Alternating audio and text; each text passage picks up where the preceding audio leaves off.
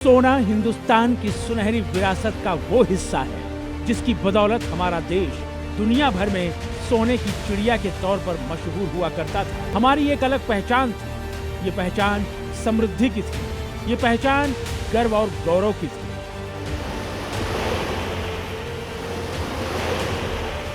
सोने की चिड़िया ये कोई मानद उपाधि नहीं थी, बल्कि हम हिंदुस्तानी जिनकी आराधना करते हैं, जिनकी मूर्तियां मंदिरों में ईश्वर की शक्ल में विराजमान होती हैं, उन्हें स्वर्ण दान से परिपूर्ण करते थे।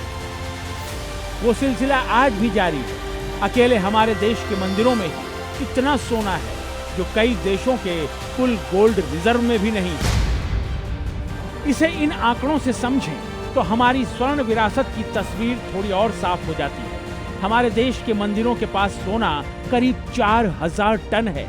अगर दुनिया की 5 महाशक्तियों का गोल्ड रिजर्व देखें तो अमेरिका को छोड़कर जर्मनी, इटली, फ्रांस और रूस के टोटल गोल्ड रिजर्व से ज्यादा सोना हमारे मंदिरों के पास है। यानी आप भारत को विश्व का गोल्ड कैपिटल कह सकते हैं। जब देश के पास इतना सोना है तो अनुमान लगाइए देश के करीब 25 करोड़ परिवारों के पास न्यूनतम आभूषणों के रूप में कितने हजार टन सोना होगा। अगर देश के पास इतना सोना है तो फिर संकट कहां है? सदियों से सोने को सबसे सुरक्षित निवेश समझा जाता है। ऐसा इसलिए भी क्योंकि संकट के समय सोना ही सबसे ज्यादा काम आता है। आज की इस रिपोर्ट में हम इस संकट के गोल्ड के साथ संबंध को समझेंगे। ये संकट है औद्योगिक दुनिया के लिए लिक्विड गोल्ड कहे जाने वाला पेट्रोल और डीजल। मिडिल ईस्ट में हालात खराब होने के बाद पूरी दुनिया में इसका संकट है, लेकिन देश के अंदर पेट्रोल डीजल के क्या हालात हैं, आज की रिपोर्ट में हम इसी को समझेंगे। पिछले 90 दिनों से जारी होर्मुज की नाकेबंदी का असर अब दिखने लगा। अंतर्राष्ट्रीय बाजार में कच्चे तेल की कीमतें प्रति बैरल $100 से ऊपर बनी हुई हैं। इसलिए पेट्रोल और डीजल की कीमतें बढ़ना लाजिमी है। दुनिया में कम ही देश इससे बेअसर है। इन 80 दिनों में भारत सरकार ने पिछले हफ्ते पहली बार पेट्रोल, डीजल और सीएनजी की कीमतों में इजाफा किया। इसे लेकर कई तरह की प्रतिक्रियाएं सामने आई। इस मंगलवार की सुबह लोग जब पेट्रोल पंपों पर पहुंचे तो एक बार फिर से पेट्रोल, डीजल की कीमतें बढ़ी हुई मिली। 5 दिन में दूसरी बार बढ़ी कीमत। पेट्रोल 87 पैसे और डीजल 91 पैसे महंगा हो गया। इस समय पेट्रोल का कीमत 98 रुपये 64 पैसे है और उसके साथ ही साथ यदि हम बात करें डीजल की कीमत का भी यहाँ पर बढ़ोतरी की गई है, जिसमें कि 87 पैसे की बढ़ोतरी की गई है और ये दूसरी बार बढ़ोतरी की गई है। इसके पहले 3 रुपये की बढ़ोतरी देखने को मिली थी।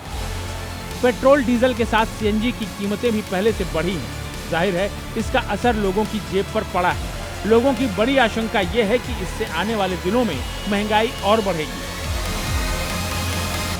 सर ये तो बहुत असर पड़ रहा है। गरीबों में तो ज़्यादा कौन है बाइक का यूज़ नहीं करेंगे लोग, बैटरी के इसको ओला शोला करेंगे, यूज़ क्या करेंगे। ये तो वही पुराना टाइम आएगा साइकिल वाला।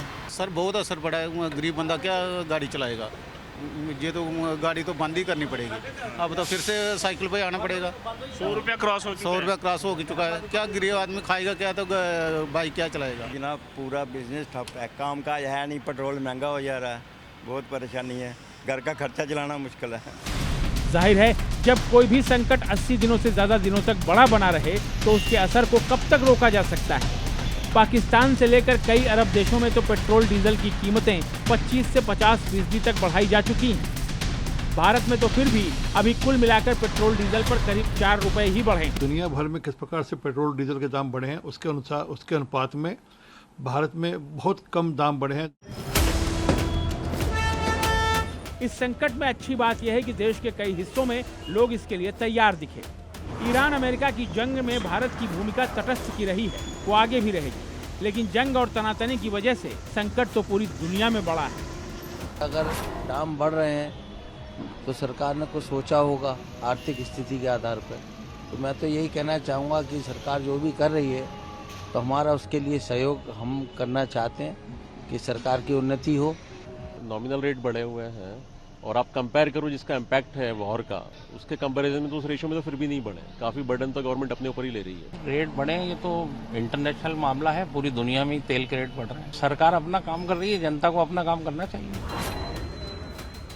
लोगों के ऐसे भरोसे के बावजूद एक बड़ी आशंका ये है कि अगर ईरान संकट जारी रहा तो कहीं देश में पेट्रोल, डीजल और गैस की किल्लत ही ना हो जाए। तो यहाँ एक आंकड़ा सरकार की तरफ से आया है। इसके मुताबिक भारत के पास लगभग 2.5 महीने का स्टॉक है, यानी 74 दिनों तक भारत को तेल न मिले तो भी काम चल सकता है। इसके अलावा भारत की तेल कंपनियां भी इमरजेंसी स्टॉक बनाकर रखती हैं। भारत पर अंतर्राष्ट्रीय संकट का दबाव इसलिए बनता है क्योंकि हम जरूरत का अधिकांश कच्चा तेल आयात करते हैं, क्योंकि हमारे पास अपना तेल और गैस का प्राकृतिक भंडार सीमित है। इसी का असर यहाँ की पेट्रोल, डीजल और एलपीजी की कीमतों पर तेजी से दिखाई देता है।